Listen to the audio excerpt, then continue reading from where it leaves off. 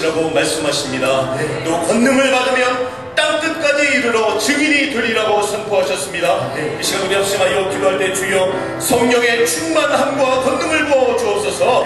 오직 예수 그리스도의 참 제자로 증인의 삶이 되게 하옵소서. 더불어 금요일부터 우리 주일까지 진행된 중고등부 수련회를 위해서, 그리고 주일에 있을 공동회와 하나됨의 큰 잔치를 위해서 기도해 주시기 바랍니다. 또한 허락하실 동사드림센터를 간절히 구하며 기도할 때 반드시 주께서 오병이어의 기적을 주실 줄로 믿습니다.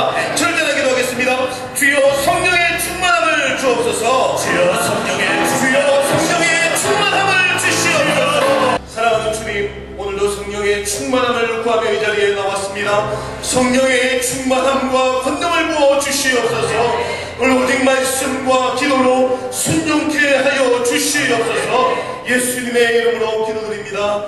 아멘. 신약성경 사도행전 1장 12절에서 26절 말씀입니다. 제 성경으로는 신약 187년입니다. 기다림의 열망이라는 제목으로 박승규 담임 목사님께서 하나님의 말씀을 선포하시겠습니다. 이 마가의 다락방에 몇 명이 모였냐면 120명이 모였다고 되어 있습니다.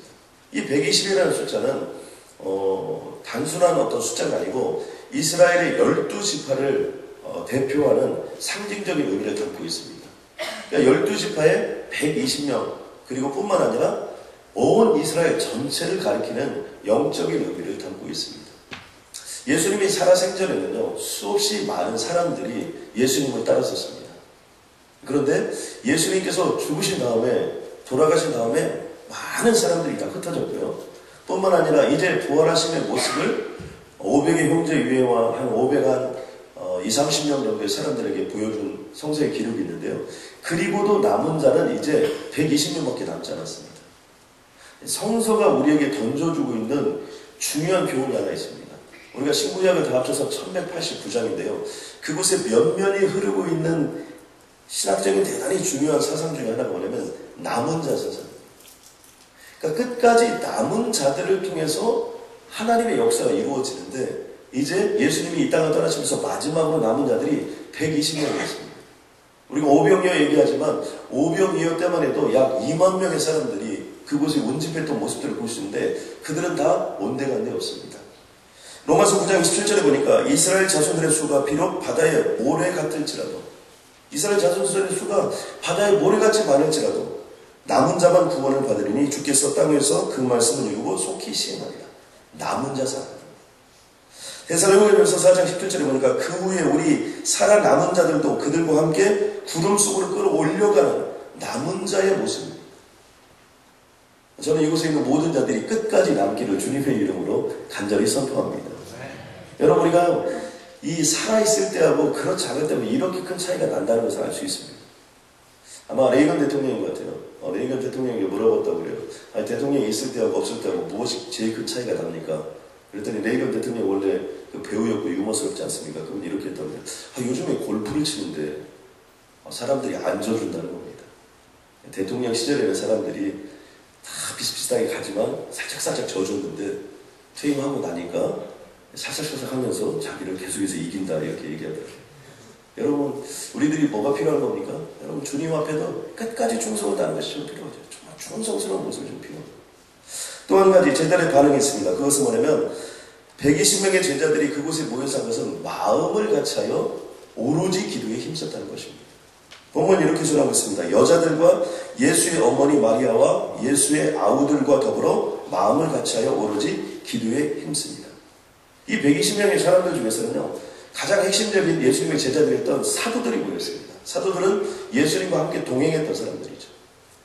그리고 예수님을 따랐던 여인들이 그곳에 있었고요. 또 그리고 형제와 또 그리고 예수님과 가장 가까운, 또 예수님을 진정으로 믿었던 그리고 따랐던 자들이 모였던 것이 바로 이 120명 속에 있었습니다. 이들이 마음을 같이하여 오로지 기도에 힘썼다는 내용을 살펴보면 우리는 무엇을 할 수 있냐면, 마음을 같이 했다는 것은 하나로 똘똘 뭉쳤다는 겁니다. 120명이 흩어진 존재가 아니라 하나로 똘똘 뭉쳐진 존재임으로 우리는 알 수 있습니다. 뿐만 아니라 전심으로 기도했다는 것을 알 수 있습니다.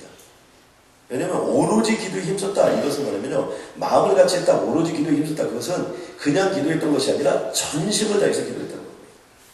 그리고 성서학자들은 이런 얘기를 합니다. 오로지 기도에 힘썼다는 것은 집중적으로 기도했다는 것인데 그 집중적인 기도가 어느 정도였냐? 아마 금식하며 기도했을 것이라고 성서학자들은 보통 보고 있습니다. 그리고 마지막으로는 함께 모든 사람이 연합해서 기도했다는 것이죠.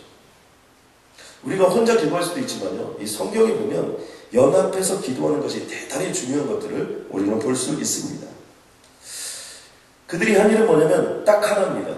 목표가 위로부터 능력이 입혀올 때까지 그들은 그곳에 앉아서 기도하고 또 기도하며 나아갔던 모습을 볼 수 있습니다. 우리가 이것을 살펴보면요, 이 120명의 사도들이 모여서 한 일, 또 120명의 예수님을 따르는 마지막 사람들이 모여서 한 일은 뭐냐면 기도를 앞세우는 일이었다. 저는 사도행전을 큐티하면서 한 장 한 장 읽어봤던 기억이 있는데요. 그때 사도행전에서 제일 많이 제가 만났던 단어가 뭐냐면 기도입니다. 계속해서 기도하며 또 기도하고 무슨 일인가 결정합니다. 또 기도하고 무슨 일인가 합니다. 계속해서 사도행전에 처음부터 끝까지 나오는 단어가 기도라는 단어가 계속해서 나오고요. 그리고 계속해서 등장하는 단어가 성령의 역사가 계속해서 나옵니다. 그래서 사도행전을 가르쳐 성령 행전이다. 또 사도행전을 가르쳐 기도 행전이다. 이 행전이라는 건 뭐예요? 우리가 가장 액티브하게 행동하는 것이 행전입니다. 그러니까 우리가 가장 액티브하게 행동하는 것은 기도를 앞세울 때 가장 강력하게 행동하는 거예요. 성령님을 앞세울 때 우리는 가장 강력하게 행동하는 것입니다. 지난 기독교의 2000년의 역사도 마찬가지입니다. 우리가 그 면면들을 살펴보면요, 기독교의 2000년의 역사는요, 바로 기도 행전의 모습이고 성령 행전의 모습인 것을 알 수 있습니다. 성서에 보면요, 한나는 무엇을 앞세웠습니까? 기도를 앞세웠습니다. 그는 무자했습니다. 그 원통함을 가지고 다른 곳으로 가지 않았습니다. 다른 곳으로 가봐야 면박밖에 오는 게 없습니다. 그는 그 무자한 것을 가지고 기도를 앞세우며 여호와의 성전으로 갔습니다. 어떻게 됐습니까? 3남 2녀가 그에게 또 그녀에게 주어지게 되었습니다. 여리고성도 마찬가지죠. 여리고성이 어떻게 무너집니까? 그들은 침묵했습니다. 침묵했다는 의미는 무엇입니까? 아무 말도 하지 않았다는 의미가 아닙니다. 침묵하며 그들은 기도했다는 것입니다. 만약에 침묵하지 않고 여리고성을 돌았다고 생각해 보십시오. 수많은 분석들이 있었을 것입니다. 이렇게 돌아서 이 성이 무너지겠나? 봐라, 우리가 일주일 동안 돌았는데도 불구하고 절대 아무것도 흔들리지 않지 않겠느냐? 수없이 많은 분석들이 있었을 텐데 하나님은 침묵을 명하셨습니다. 침묵을 명했다는 것은 뭐예요? 기도하라는 거예요. 그들은 분명 기도했을 것입니다. 무의미하게 돌았던 것이 아닙니다. 마지막 함성이 울리고 나팔소리가 되어 마지막 함성이 울렸을 때 여리고성이 무너졌습니다. 왜 무너졌습니까? 그들은 믿고 기도했기 때문에 여리고성이 무너지게 된 것입니다. 성경은 우리에게 이렇게 전합니다. 잠언 4장 23절 말씀해 보니까 모든 지킬 만한 것 중에 더욱 내 마음을 지키라. 이유가 무엇입니까? 생명의 근원이 이에서 남이니라. 우리의 생명의 근원, 내가 살고 죽고 하는 모든 근원, 그것이 마음에서 난다는 거예요. 마음이 그만큼 중요하다는 거죠.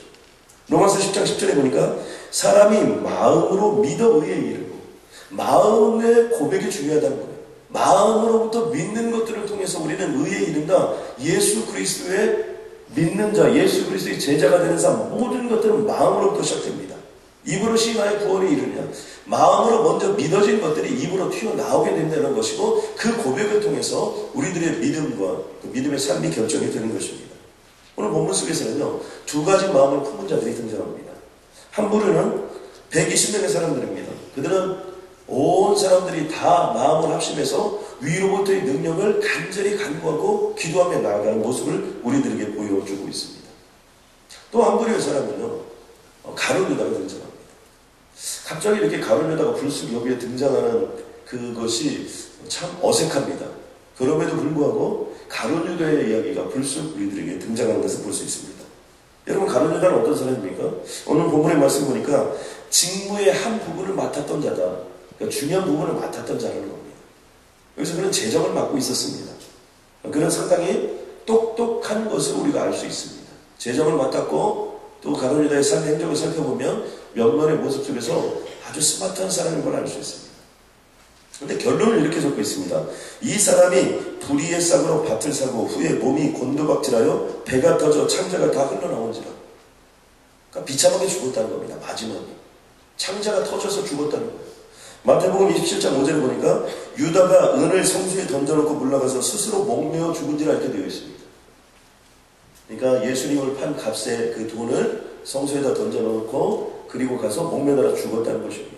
이거 앞뒤가 잘 맞지 않는 것 같죠? 성서학자들은 이것들을 결합시켜서 얘기하는데 가룟 유다가 목매달아 죽었고 그 나중에 그 죽었던 시체가 떨어지면서 창자가 터졌을 것이라고 이야기합니다. 그리고 성경은 이렇게 전합니다. 이 일이 예루살렘에 사는 모든 사람에게 알려졌다라고 적고 있는데 그 이유는 무엇입니까?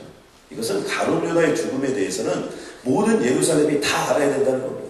뿐만 아니라 오고 가는 모든 세대에 대해서 가룟 유다에 대해서만큼은 꼭 기억하라고 여기에서 말씀하고 있는 것을 볼 수 있습니다. 할 수 있는 은사와 시간과 재능을 다 주셨습니다. 중요한 것은 집중력에서 차이가 나는 거예요.